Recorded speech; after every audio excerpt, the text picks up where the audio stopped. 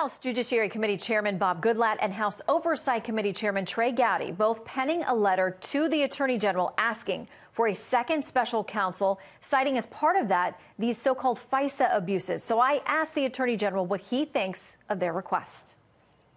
Well, I have great respect for Mr. Gowdy and Chairman Goodlatte, and we're going to consider seriously their recommendations.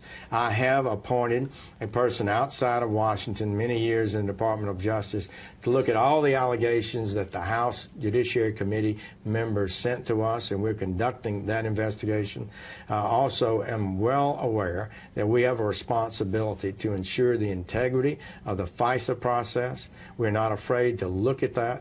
The Inspector General, some think that our Inspector General is not very strong, but he has almost 500 employees, most of which are lawyers and prosecutors, and they are looking at the FISA process. We must make sure it's done properly, and we're going to do that, and I'll consider their request. I know that a couple of things the chairman outlined, that they were worried that the Inspector General wouldn't have the same kind of access or subpoena powers to certain people who may not be under the reach of the DOJ as employees. What do you say to that concern? That's a concern that I think is worthy of consideration, and we will consider that and are considering it, actually.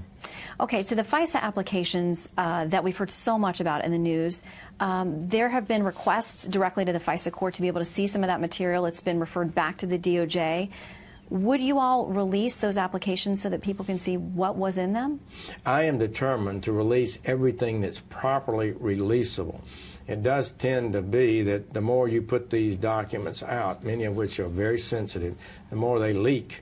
So we have to be careful about that. We also have to follow the rules of the department and legal requirements. So, but for example, the text messages that caused quite a stir, those were produced at our effort to make sure we produce everything possible. The Inspector General actually found those first, and then we made that public and determined we could make it public. Some objected to it. So you're raising a good point. We need to get as much public out to the public as possible and do it in a way that breeds confidence. And if there are errors within the department, we need to fix them. So we've got a new FBI director.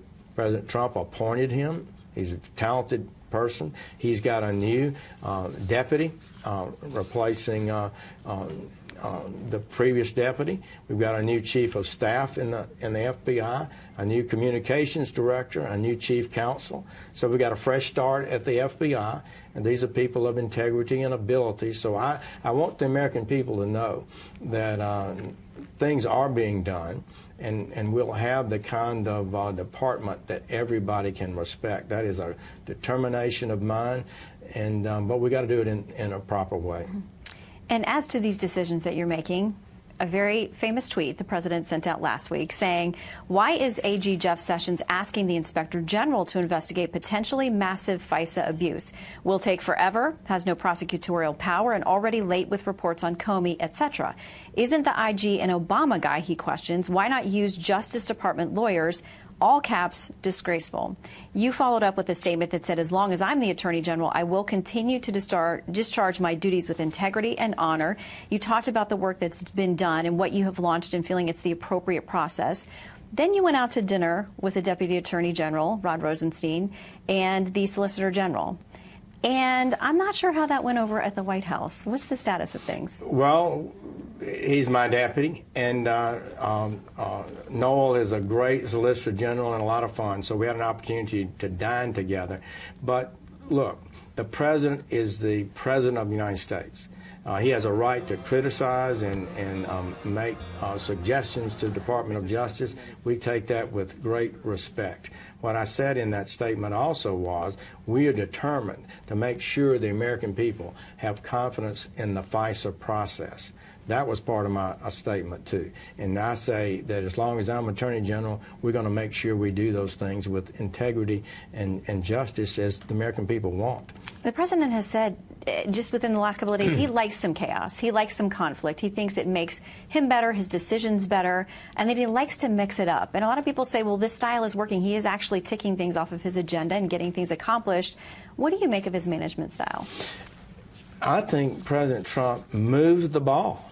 He can get things done that I'm not sure any other person in America could get done. He is bold. He's not worried about what people say. I believe in the policies that he's advancing. That's why I supported him so early for president. He was saying the things that I thought Americans had a right to hear. He was promising to act on those things and get things done, and he does not like things not getting done. He keeps pushing every day. It's a remarkable strength that he has, and I think it's good for America.